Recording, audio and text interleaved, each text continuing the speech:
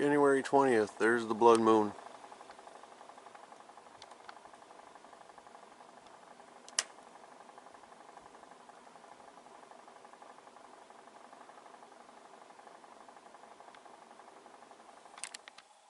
Greetings, mes amis.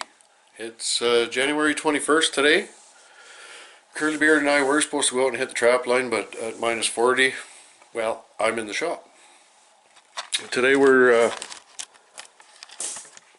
doing a couple of firsts here. You can see I'm starting to get some parts together. My good buddy Smokey is having a lot of problems with wolves. Tearing apart his Martin boxes. I'll let him tell the story when he gets here. So he picked up some foot traps here. I'm not even sure what model they are. Bridger number 5s for the wolves.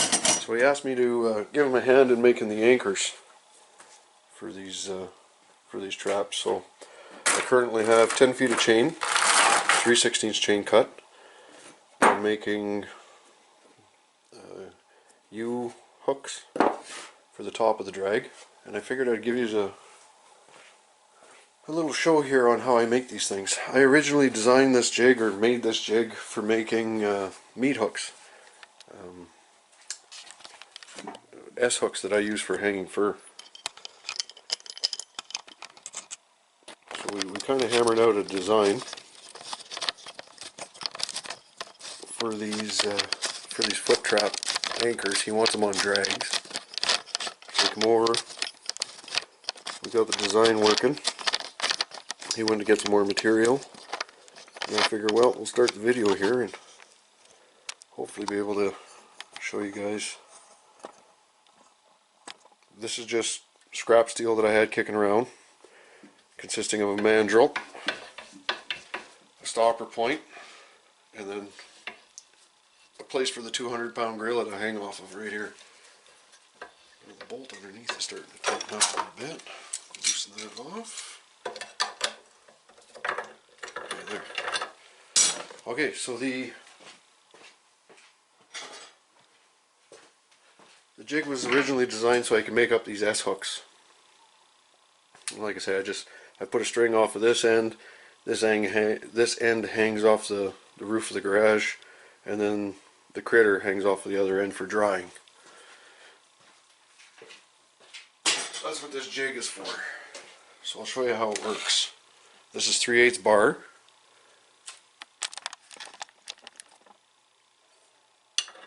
Goes in the business end.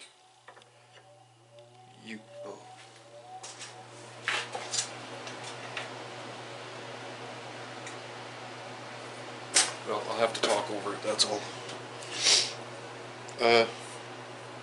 Yeah, so this is just a mandrel. I think it's 1.5 inches. I welded a nut to it so I could put a wrench on it. Welded another nut here so that the stock goes through, and then the stopper for the stock. So in our case, if you wanted just to make S hooks, you only leave, say, 1/2 inch, 3/4 inch of meat sticking out on the other side of this here nut. Once it gets jammed and you put a 200-pound gorilla on a wrench on this end, it just bends a U-bolt. It seems we want the legs a little bit longer. I've already made up 5 of them. I take a measurement from this nut to the end of the dowling, and it's 2 inches is what I've been going with. So there's my 2-inch mark. I'm going to double check that just to make sure. It's best if you can get a fluid motion on it. I can't, so it is what it is.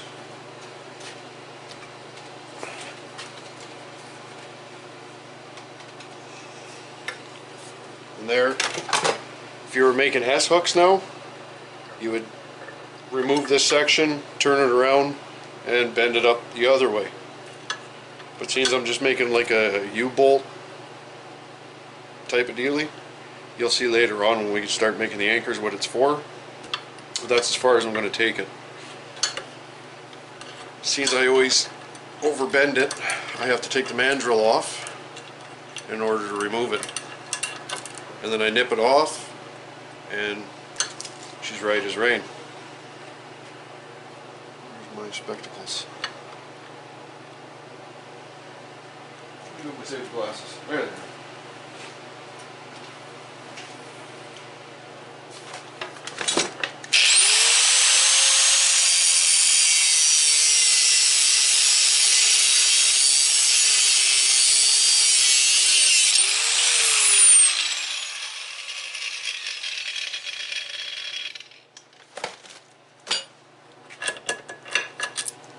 So now we've made just a U-bolt.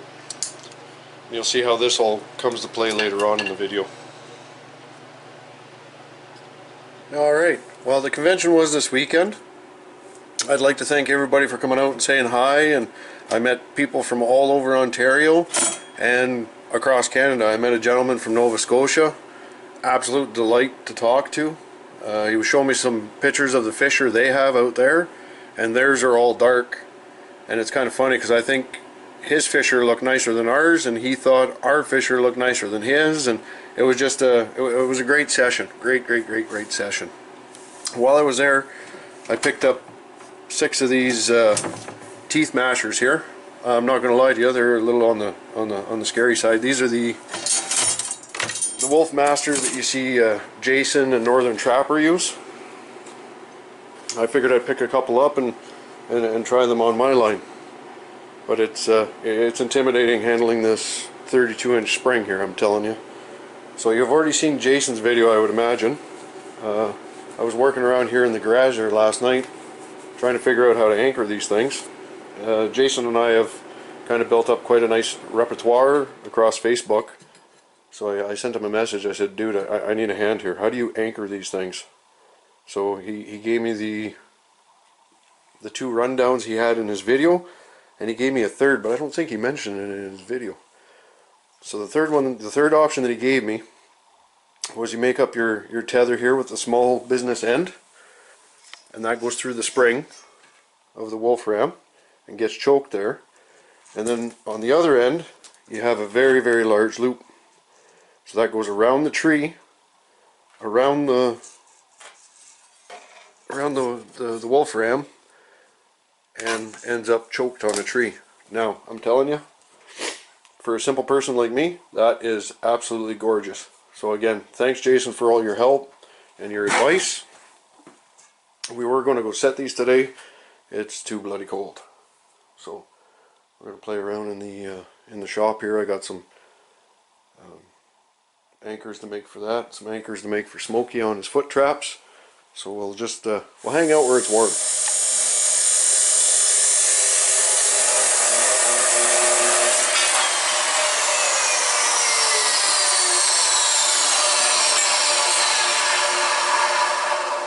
Hey Smokey, you want a piece of soap still? Yeah, if you got one. I love how organized my garage is here. Lit your butt on fire. Did you? Yeah. It's all good. Worst things have happened.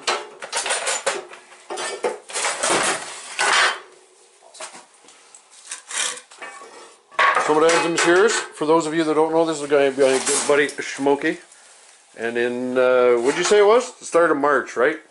No tentative date set yet, but probably the start of March he will be doing a tanning course. Yeah, first or second week of March. Chances are I will do my damnedest to record it, but just putting this out there, and you do not have to be a trapper in order to attend.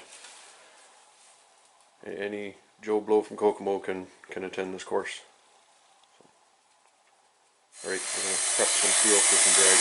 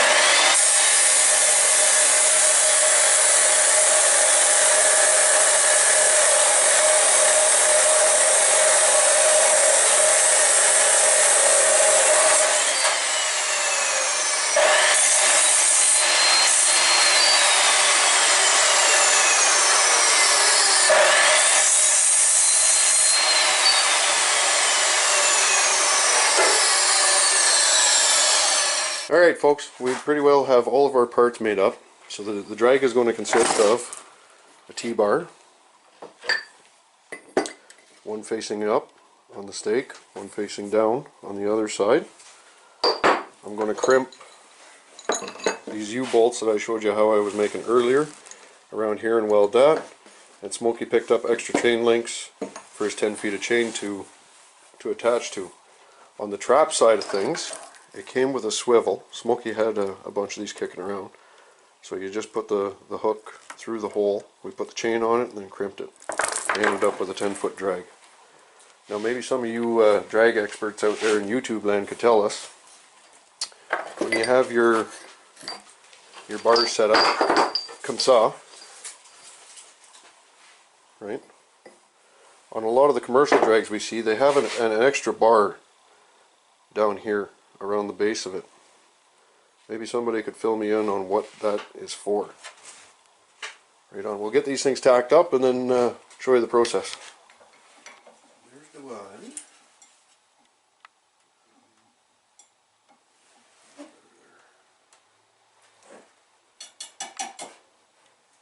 I just about tapped on the plywood to try and get some connectivity. How's that going for you? Not very well. Not very well indeed. Alright, Mr. Smokey, what kind of an angle you want on the dangle here? 45. 45, so corner to corner. Stand by. I want that point sticking out. Sticking out which way? What regard? That way? Yeah. Okay.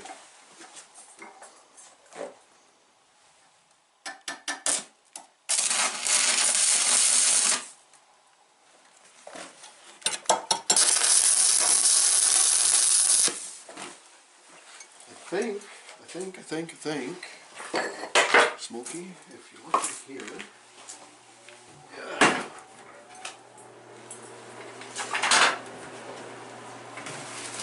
One of these slidey thingies should have a spare shielding.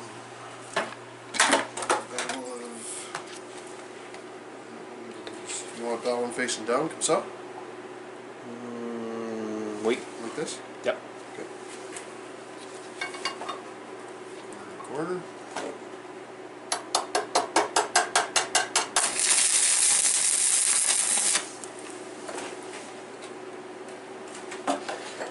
Okay, Smokey, we might be going nowhere fast, but at least we're going there in style.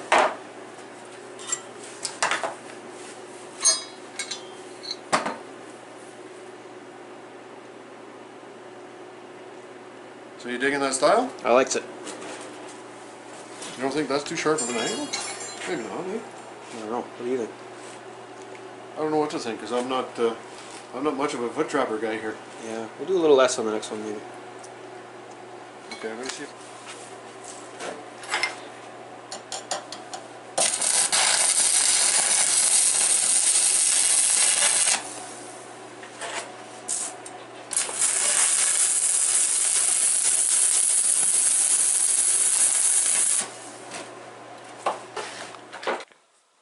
Alright folks, so you've already seen this end of the Bridger, number 5 Bridger with the swivel, and I finished our first